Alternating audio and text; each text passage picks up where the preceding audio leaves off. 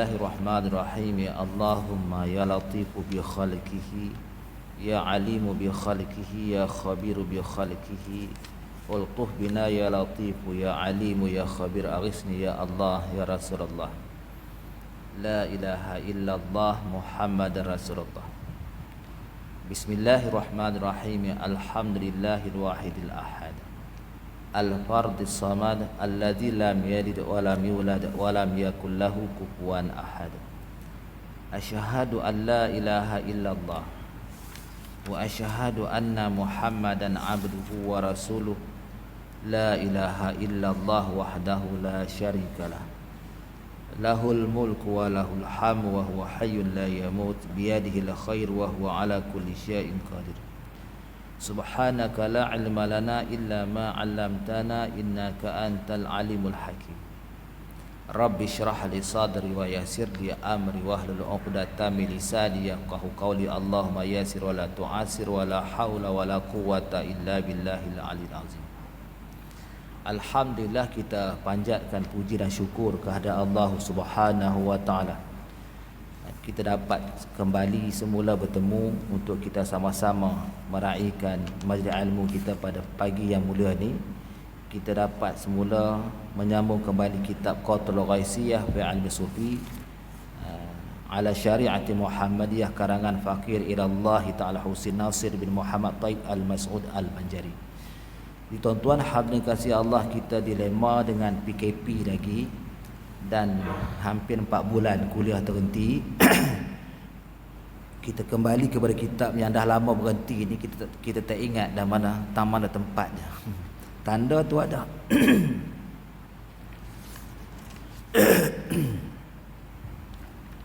Kalau ikut tanda saya ni, muka surat paling awal pun muka surat 6.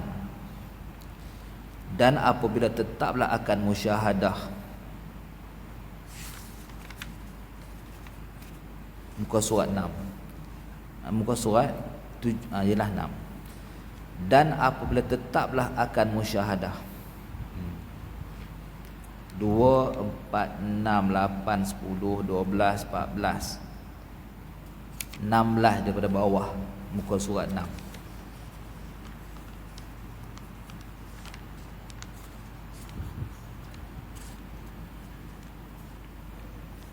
Baik, qala musannifu rahimahullahu ta'ala wa nafa'ana bi ulumihi fi daraini amin. Dan apabila tetaplah akan musyahadah, engkau akan wujud Allah, maka hilanglah daripada engkau akan musyahadah kepada sesuatu yang lain daripada Allah, dan tetaplah yakin engkau akan wujud Allah. Baik. Penjelasan ni daripada firman Allah di bawah tajuk Fasal al-awwal fi nususil lati tu'khazu minha hadzal ilmi. Pengerenggan yang pertama pada menjelaskan nas-nas yang diambil daripada nas ini untuk menjelaskan ilmu yang kita bahaskan pada malam ni, ilmu tasawuf. Tuan-tuan hadirin kasih Allah, sebelum ini kita pun dah sebut apa itu tasawuf. Maka diperjelaskan oleh Tuan Husin dalam kitab dengan sebuah ibarat yang sederhana, yang disebut mahwul basyariyah wa tajridul ilahiyah. Yang dimaksudkan, yang diperjelaskan berkaitan dengan ibarat yang sederhana ni, mahwul basyariyah tasawuf itu adalah menghilangkan segala perangai-perangai yang rendah bangsa manusia, wa tajridul ilahiyah, dan mensucikan akan ketuhanan Allah Subhanahu wa taala. Maksud apa tasawuf ni tuan-tuan hadirin kasih Allah? Yang dimaksudkan mahwul basyariyah, mensucikan, menghilangkan perangai-perangai kerendahan pada manusia, umpama perangai malas, bertangguh-tangguh dalam urusan ibadah, hilang kekhusyukan, tidak bergantung hati kepada Allah, berkesibukan dengan duniawi, hingga terlupa akan hari akhirat, hingga tak memandang kebesaran Allah, maka semua perangai-perangai ini dilihat sebuah perangai yang keji bangsa manusia. Maka tasawuf ini mengubah suatu ilmu yang nanti akan mengubah manusia ataupun hati insan ini menjadi mulia dan mencapai martabat makam para malaikat yang sentiasa jaga hati dengan Allah, sentiasa hadir hati kepada Allah, kemudian sentiasa beribadah terus menerus kepada Allah zahir dan batinnya. Ini tujuan ilmu tasawuf.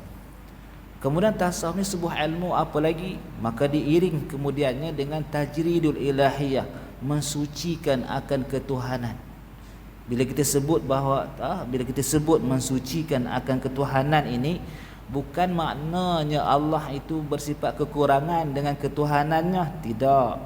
Tapi hati kita ni tadi diselaputi dengan syak, dengan zan, dengan waham, dengan tidak kukuh akan bahawa Allah bersifat dengan seluruh kamalat, dengan seluruh sifat kesempurnaan, sehingga kita berpegang dengan ahkam, dengan ketetapan asbab dan adat, melebihi kita percaya dan yakin kepada Allah Subhanahu wa taala.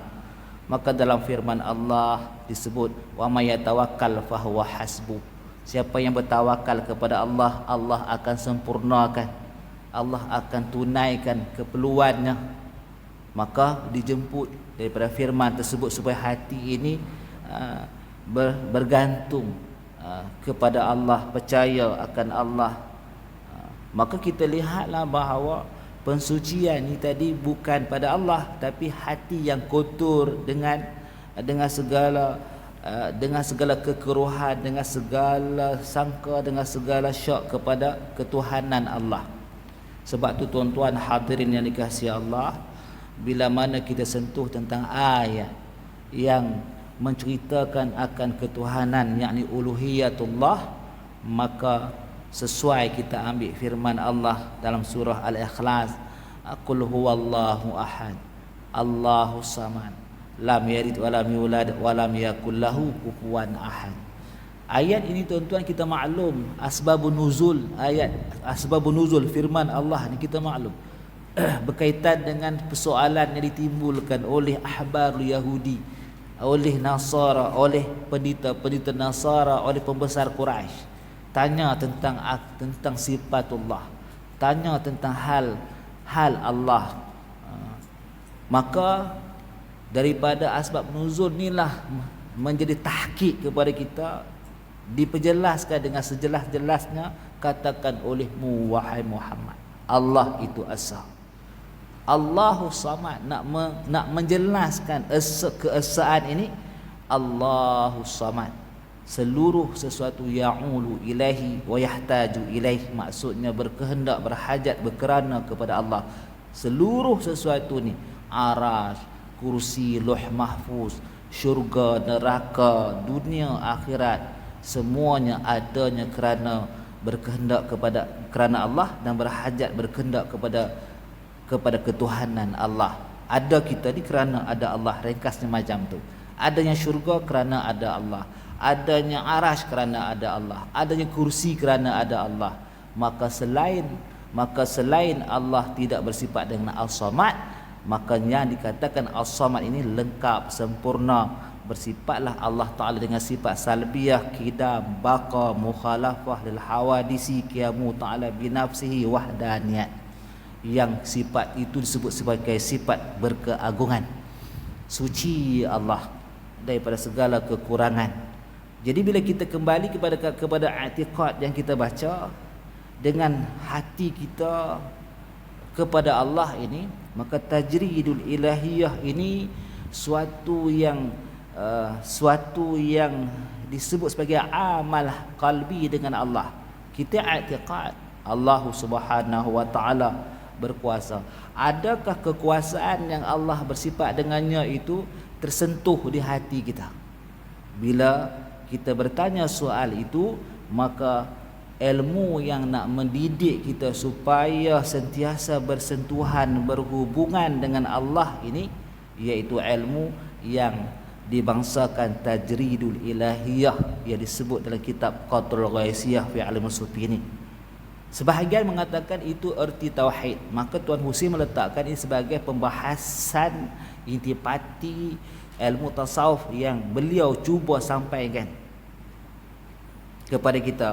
Jadi bila kita lihat kitab Qatrul Ghaisiyah ni banyak membantu kita daripada kesamaran bagaimana nak berhubungan dengan Allah, bagaimana nak menjadi hamba Allah, supaya hati kita ni lebih tulus dan terpimpin dengan suatu panduan yang jelas mengikut rangka pembentangan yang dibuat oleh Syekh Husin Al-Mas'ud Al-Bajari yang terkenal dengan Tuan Husin ni Al-Qadahi, Tuan Husin Al-Qadahi ni.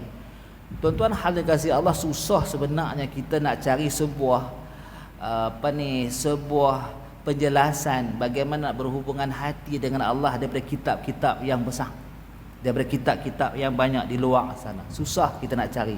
Yang kita jumpa sebuah perbahasan membahaskan ketuhanan, tapi nak menghidupkan hubungan kita dengan Allah sebagai sudut ketuhanan tu jarang nak jumpa kitab tu. Dan antara kitab yang jarang nak jumpa tersebut itu kitab Qatrul Ghaisiyah fi Alim Sufi. Jadi kitab ni tuan-tuan ada dah pun terjemah, bukan terjemah, di translation dalam Rumi pun ada, kalau tak boleh nak baca yang Jawi. Baik. Kembali kita kepada kitab ni, kita masih lagi menyentuh tentang dibawa dalam menyentuh tentang nusus, nasun, nasadi, nusus, jamak taksir daripada mufrad dan nasun. Sebuah nas, nasa ni dua buah nas, nususun banyak nas. Jadi maknanya siapa yang menyanggah ilmu tasawuf ini hanya akal-akalan sahaja, hanya citra jiwa seseorang sahaja, tidak berdasarkan Al-Quran hadis, secara tak langsung Tuan Husin mengarang kitab Qatrul Ghaisiyah ni menafikan sangkaan yang jahat tersebut. Dan kita kena yakin bahawa apabila kita pegang kitab ni, maka kita sebenarnya berpegang dengan Al-Quran dan berpandukan dengan hadis Nabi sallallahu alaihi wasallam. Maka mutabaddi', kita panggil orang yang mencipta-cipta suatu yang keji setelah apabila kita menafikan tasawuf ini suatu ajaran Al-Quran dan hadis. Kenapa Ustaz cakap macam tu?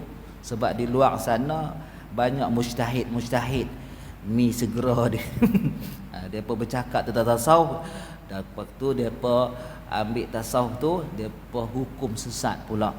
Ada sebahagiannya, tak perlulah kita sebut nama dah, ada di luar sana mujtahid ni, mujtahid yang tiba-tiba jadi mujtahid ni, macam tu. Mujtahid ni makna apa? Dia meletak diri dia sebagai orang yang ada buah fikiran yang setanding dengan pemikiran Asy-Syafi'iyah, Hambali, Maliki, Hanafi. Kalau kita balik kepada hukum, kalau kita balik kepada klausa fiqh, ulama fiqh yang tersohor ni, Imam Syafi'i, Imam Ahmad bin Hanbal, dia pun salah seorang. Bila kita ijtihad sesuatu, boleh atau tidak, salah atau betul, hak atau batal, melibatkan hukum haram atau wajib atau sunat atau makruh atau harus, lepas tu pula menyanggahi mujtahid yang empat ni, kita panggil mujtahid mimegi. Jadi kita kena ketepikan ni. Dia akhir zaman ni dah macam-macam tuan-tuan. Kekeliruan yang tak tergambar di zaman dulu. Benda jelas depan mata tak dinampak, tungau yang duduk di seberang lautan dinampak. Entah dia entah tidak, yang nampak tu memang confirm lah peribahasa tu jenis tak nampak buat nampak. Jadi macam tu dia mereka cerita. Baik. Kita balik kitab kita tuan-tuan. Dan apabila tetaplah akan musyahadah daripada firman Allah, walillahil masyriqu wal maghribu fa aina ma tuwallu fa thamma wajhullah. Surah Baqarah ayat 115. Terjemahannya, milik Allah lah masyriqu wal maghribu, timur dan barat. Fa aina ma tuwallu, ke mana kamu menghadap. Fathamma wajhullah, maka di sana ada wajah Allah. Di sana ada wajah Allah. Jangan terjemah muka nah. Di sini murad bukan wajah, di sini murad adanya Allah. Mana Ustaz tahu muradnya adanya Allah, muradnya ada Allah? Di sini ini diguna kaedah itlaqul juz'i wa iradatul kulli. Dia menyentuh satu benda tapi menghendaki diri zat tersebut. Ini ibaratnya dah dibahas dah oleh di segi ilmu alat, dari segi balaghiyah dia nak memendekkan ayat dan nak menambahkan sentuhan. Maka tentang wajah ni kewujudan Allah Subhanahu wa taala. Jadi kita ulama dah bahas habis, cuma kita nak balik kepada walillahi masyriqu wal maghribu fa aina ma tuwallu. Fa aina ma tuwallu, ke mana sahaja kamu menghadap. Kamu tu kita lah. Fa aina ma tuwallu. Maka kalau kita baca, kita faham kita lah. Fa aina ma tuwallu fa thamma wajhullah, maka di sana ada wajah Allah, ada wujud Allah. Baik, kita dah bahas habis dan dia masuk pada dan apabila tetaplah akan musyahadah engkau akan wujud Allah, maka hilanglah daripada engkau akan musyahadah kepada sesuatu yang lain daripada Allah. Wujud Allah apa? Walillah tu apa? Lam lil milki.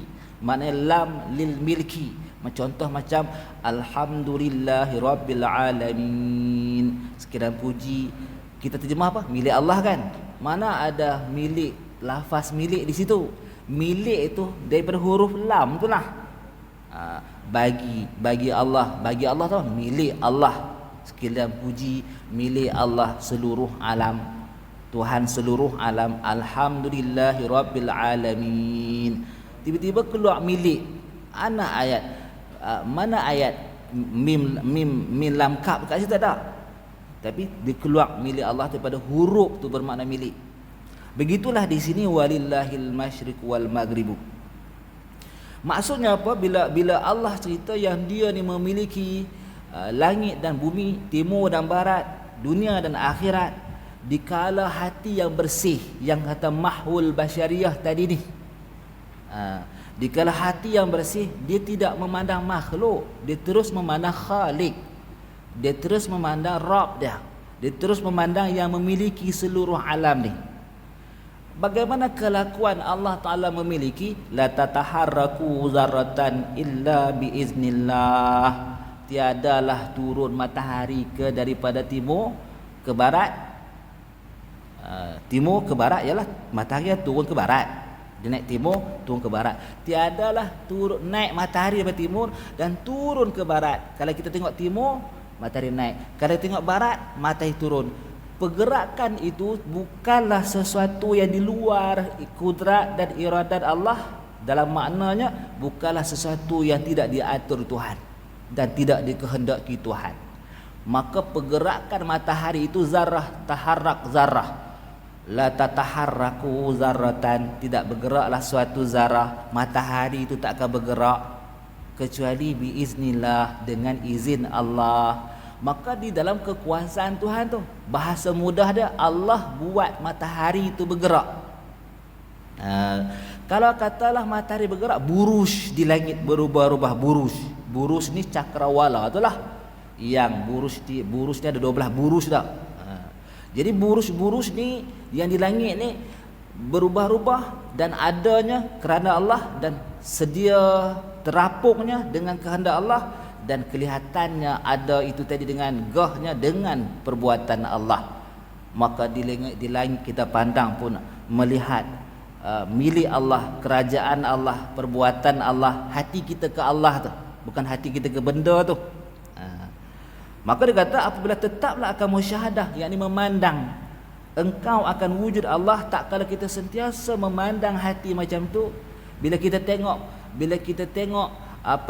pokok yang bergoyang, bila kita tengok air yang bergelombang, bila kita tengok hidup dan mati, suka dan duka, daripada kecil ke dewasa, daripada dewasa ke tuanya, daripada diam kepada bergerak, semuanya sentiasa hati memandang kerana perbuatan Allah.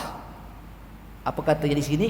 Maka hilanglah daripada engkau musyahadah kepada sesuatu yang lain daripada Allah. Tak kala kita amalkan macam tu, timur dan barat sudah tentu dalam kekuasaan iradat Allah, dalam kalau ketentuan iradat Allah, dalam perbuatan Allah, maka hilanglah hati ni terpandang kepada yang lain. Tapi kena selalulah selalu kita mengaji suruh berzikir kan. Pagi zikir begini, petang zikir begini, malam berzikir begini, siang zikirnya begini dah. Selalu kita berzikir. Itu kalimatnya. Tapi hati kita tu berhubungan dengan Allah, makna ketuhanannya. Tuhan buat apa ni? Tuhan buat makhluk. Alam ni sendiri tuan-tuan, nama dia perbuatan Tuhan. Alam ni makhluk. Bahasa Arab dia, bahasa Melayu dia, yang dibuat Tuhan. Bila kita kata yang dibuat Tuhan, hati kita tu nampak tak yang Allah tu berbuat? Tak pula lah. Dia nampak subhanallah tu. Itu masalah. Itu yang masalah. Mulut bercakap, hati mati. Lahum qulubul la yafqahuna biha. Dia datangkan hati tu supaya hadir kepada Allah. Hadir kepada Allah tu diistilahkan musyahadah, diistilahkan muraqabah, mengikut kekuatan kita berhubungan hati dengan Allah tu. Dia nak macam tu.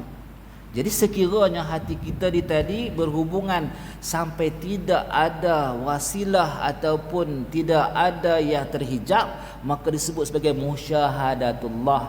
Kalaulah kita tadi disiling-siling dengan lupa ingat kepada yang lain, lupa kepada Allah, ingat kepada yang lain, maksudnya sekejap hadir dan tidak, maka dipanggil muraqabah. Hati tu. Muraqabah ni dalam konteks perbahasan kitab Tuan Husin ni, muraqabah ni berbeza dengan makna muraqabah yang disebut-sebut oleh ahli tarikat. Berbeza-beza, tak sama. Sebab ahli tarikat muraqabahnya banyak merujuk kepada ahwal yang hadir waktu berzikir tu.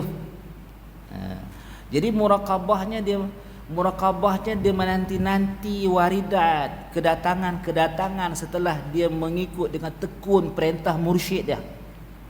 Dia menanti-nanti menilai-nilai apakah murad maksud yang datang dalam ketika dia berzikir. Nanti dia akan report kepada mursyid dia akan beritahu, saya dapat begini, saya dapat begini.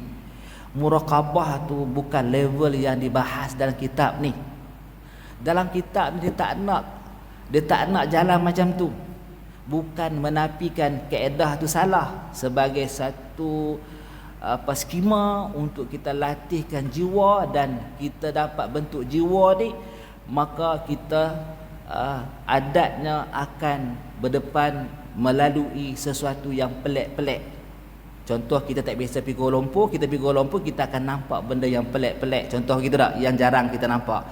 Kita tak biasa berzikir, kemudian kita berzikir di bawah seseorang yang dikurniakan Allah kebersihan hati sebagai mursyid, maka kita akan mengalami sesuatu yang jarang-jarang, tak pernah kita tempuhi. Jadi sesuatu yang tak pernah kita tempuhi itu petanda-petanda kita telah pun berjalan seperti yang dilalui oleh mursyid ni. Sebab kita ambil zikir ijazah dari dia ni dan kita tekun ikut disiplin dia ni. Tapi muraqabah yang di situ bukan muraqabah yang dimaksudkan dalam kitab ahli hakikat dan tasawuf. Sebab muraqabah, musyahadah, semuanya berhubung tentang bagaimana hati seorang dengan Allahnya, bukan dengan makhluk lagi. Hak tu dia berhubungan dengan hal dia dengan hal makhluk juga, makhluk dengan makhluk. Sebab tu perbahasan dalam ni, apa itu muraqabah? Seseorang salik berusaha daripada hatinya melihat usaha ikhtiar makhluk kepada memandang seluruhnya dalam naungan usaha ikhtiar perbuatan Allah. Dia sedaya mampu, sedaya upaya dia cuba keluar daripada terhijab memandang ada dari makhluk pada perbuatan kepada yang ada perbuatan itu hanya Allah. Kan walillahil masyriqu wal maghribu fa inna ma tuwallu fasama wajhullah. Pasal apa tak jadi macam tu? Duk tengok dari lain juga. Sedangkan walillahil masyriqu wal maghribu fa inna ma tuwallu fasama wajhullah. Sebab tu firman ni bukan kita menghurai mengikut sesedap hati. Maka kitab Qaulul Rasiyah ni sebagai suatu panduan dan memandu kita bagaimana nak faham firman dalam walillahil masyriqu wal maghribu dalam konteks orang yang bersih hati dia. Seperti dia sebut mahwul basyariyah wa tajridul ilahiyah. Bermakna tuan-tuan hadirin kasih Allah, bila mana hati itu tak bersih, maka nas yang dia ambil ini akan terpaling kepada melihat makhluk juga macam tu. Sungguh kau ustaz ni baca balik kitab tu, tak apa baca sendiri kat rumah, tak pun ulang balik walillahil masyriqu wal maghribu fa inna ma tuwallu fasama wajhullah. Fasama makhluk kah fasama wajhullah? Ulang balik, tally dengan yang kita faham, dengan yang kitab sampaikan dan pandukan kita ni. Jangan selisih jauh macam tu. Baik. Kita ni umur pendek tuan-tuan. Last nanti dia akan tanya, ma rabbuka? Siapa Tuhan kamu? Wa'lam rabbukum rabbus samawati wal ard. Ketahuilah Tuhan kamu Tuhan seluruh alam. Nama dia Allah, nama zat dia Allah. Nah, agak-agak boleh jawab tak? Kalau kita tengok alam nampak matahari itulah. Sedangkan wa'lam rabbukum rabbus samawati wal ard. Ketahuilah Tuhan kamu Tuhan yang mengurus seluruh alam. Kita tak nampak pun dia yang mengurus, kita tak nampak pun dia yang berbuat. Tiba-tiba soalan ni tanya yang kita tak nampak, kita takkan boleh jawab masa tu. Nampak tu nampak pada iman tu. Ma rabbuka Allahu rabbi. Allahu rabbi, siapakah yang menghidupkan kamu, siapakah yang mengurus hidup kamu, siapa yang menetapkan nasib kamu. Soalan tu ma rabbuka, jawapannya Allahu rabbi. Wa'lam rabbukum rabbus samawati wal ard.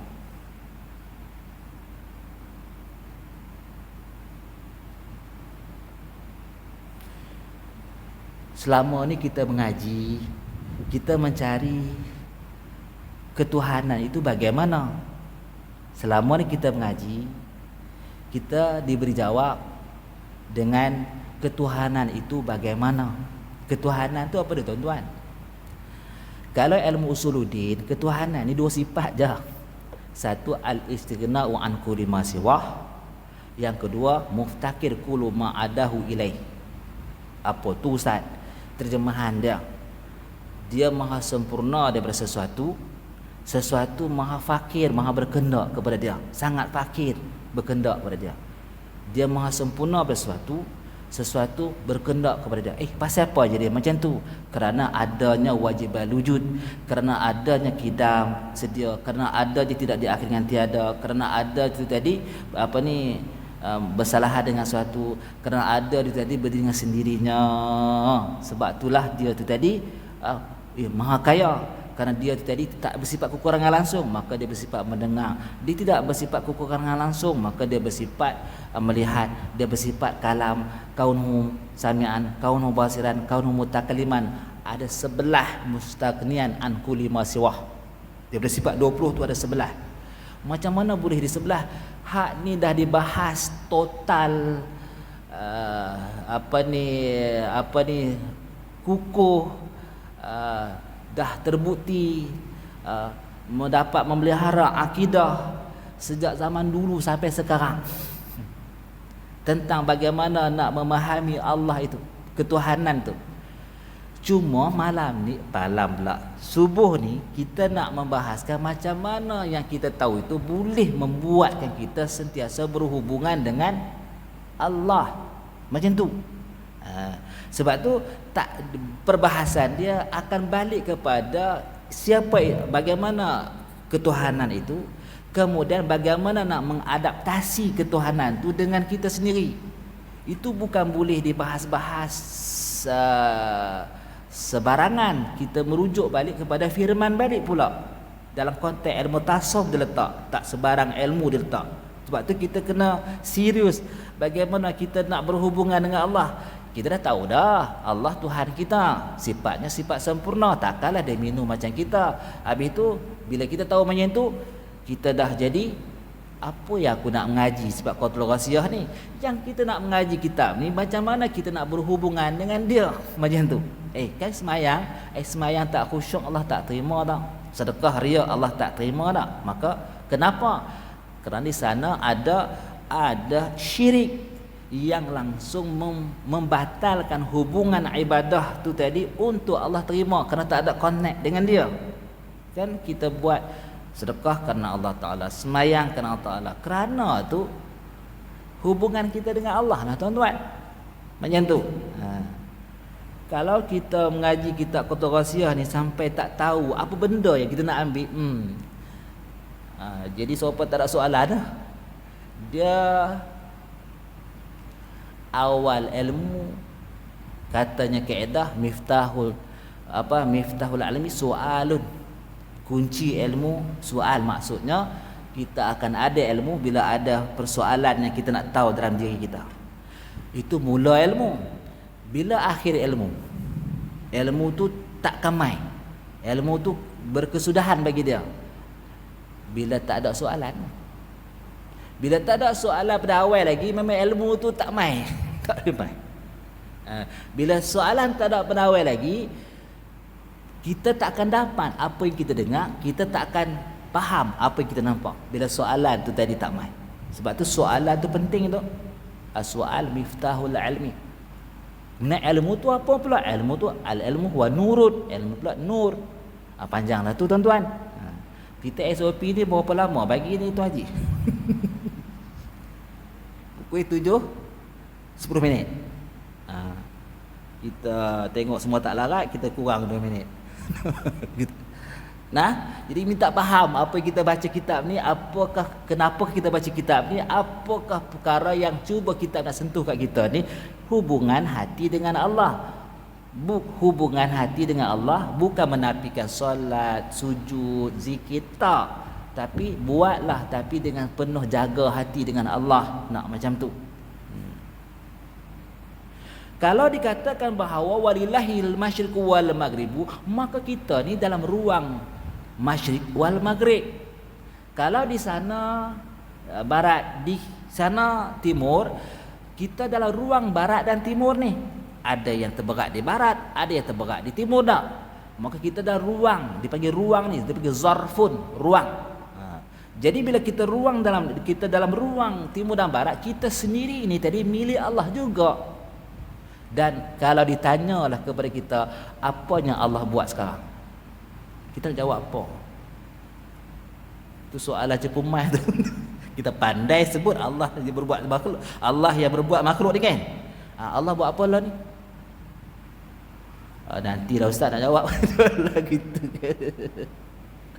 Kalau kita faham konsep tadi, konsep walillahil masyriqu wal maghribu, kita yakin sungguh Allah sedang mendudukkan kita. Allah sedang menghidupkan kita. Makhluk kan perbuatan dia.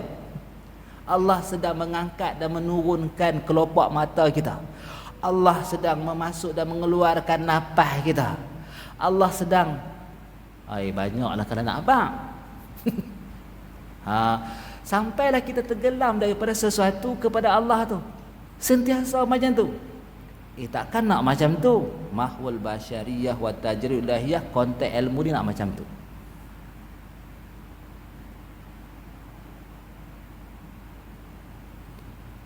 Apa Abang Talib?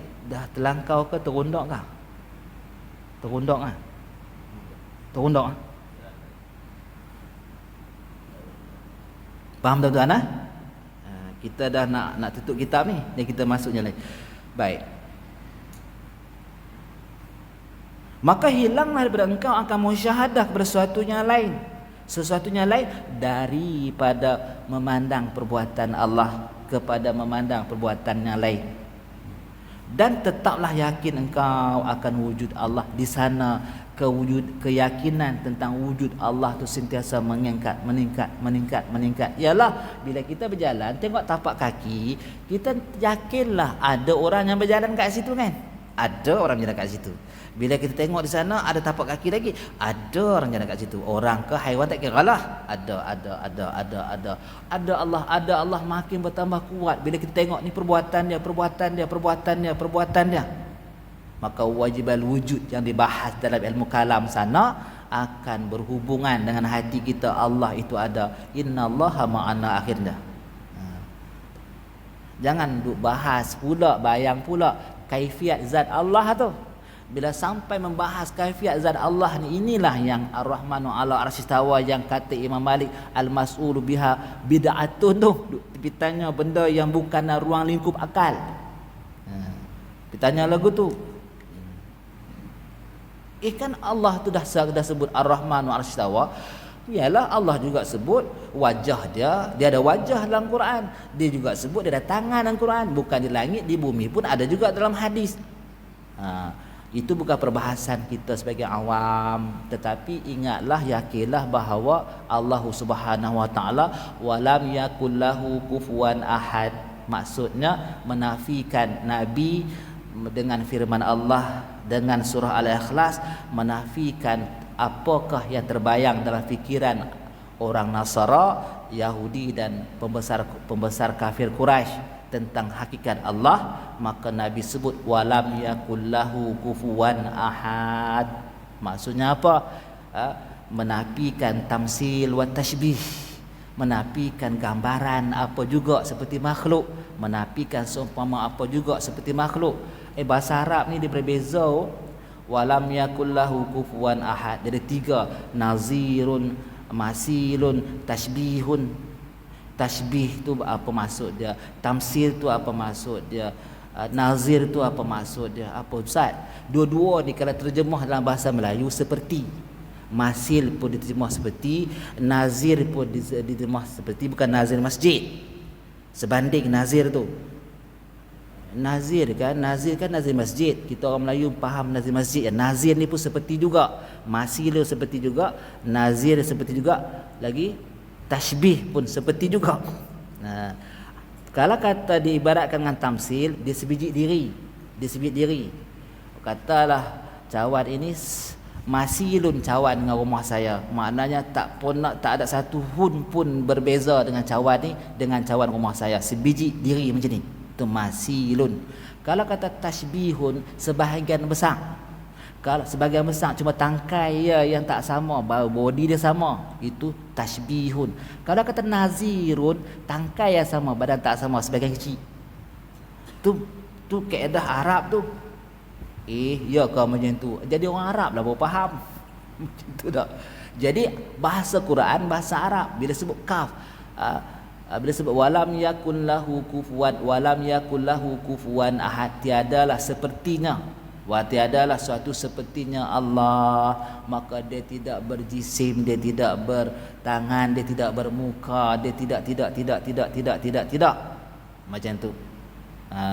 Jadi bila dia tidak macam tu, dalam sifat 20 termasuk dalam menafikan apa-apa yang tak layak bagi Allah, iaitu sifat salbiah. Maka disebut kidam, baqa, mukhalafah lil hawadis, qiyamu ta'ala binafsi, wahdaniyat di situ. Kita dah melangkau 2 minit dah ni. Seterusnya dan lagi firman Allah wa nahnu aqrabu ilahi min hablil warid. Kita bahas insya-Allah pada perjumpaan berikutnya bulan depan kalau dipanjangan umur diberi kelapangan kepada kita. InsyaAllah kita sambung semula nas yang nak mensabitkan ilmu ini, iaitu firman Allah wa nahnu aqrabu ilaihi min hablil warid. InsyaAllah wallahu a'la wa a'lam. Bismillahirrahmanirrahim. Ya Allahumma inna nas'aluka ilman nafi'a wa qalban khashi'a wa amalan salihan wa da'wa mutaqabbala. Allahumma ya Rabbi bil ikhlas khalis qulubana minasyirki wal asyan haqqan taqallasa qul huwallahu ahad. Allahu samad lam yalid lam yulad wa lam yakul lahu kufuwan ahad. Amin ya rabbal alamin.